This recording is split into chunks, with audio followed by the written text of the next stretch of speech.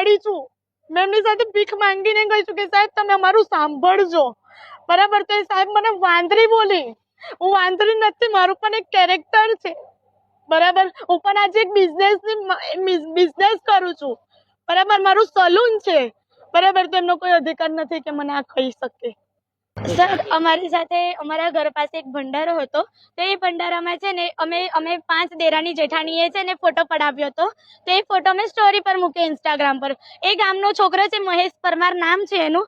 એને છે ને ઇન્સ્ટા પર છે ને પહેલા એને ગાળ લખ્યા પછી લોકેશન મોકલ્યું. પછી અમે જેવો મેસેજ જોયો ને એવો એને એ મેસેજ ડિલીટ કરી દીધો. ડિલીટ કર્યા બાદ પછી એને સ્ટોરી પર 1000, 2000, 3000, 4000 ને 5000 સુધીની 5 લેડીઝને એને કિંમત લખી, બરાબર છે. એ હવે અમે ગામની વહુ છે, તો એને મીન્સ કે એને મર્યાદા રાખવી જોઈએ કે ના વહુ અમે એનું માથે ઓળીએ છે, બરાબર છે. નાના મોટાનું માથે ઓળીએ તો એને મર્યાદા રાખવી જોઈતી હતી, બરાબર છે.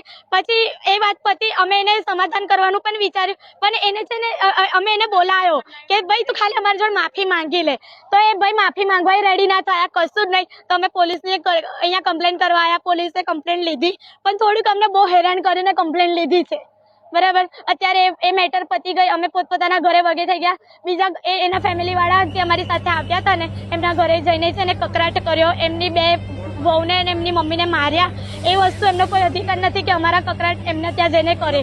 અમે એમને એવું કીધું કે તમે આવું કેમ કર્યું. અમે પોલીસને એટલું જ જણાવ્યું કે સાહેબ મેટર અમારી છે, તો તમે છે ને અમારા પર કરો. અને તમે એવું કીધેલું કે તમને લેડીઝને ટચ કરશે ને તો અમે તમારી કાર્યવાહી કરીશું કાયદેસર, બરાબર. તો મેં ખાલી એટલું જ બોલી કે સર તમે છે ને કાર્યવાહી કરજો, ના નહીં, પણ ખાલી સર હવે તમે ન્યાય અપાઈને એને લોકઅપમાં પૂરજો.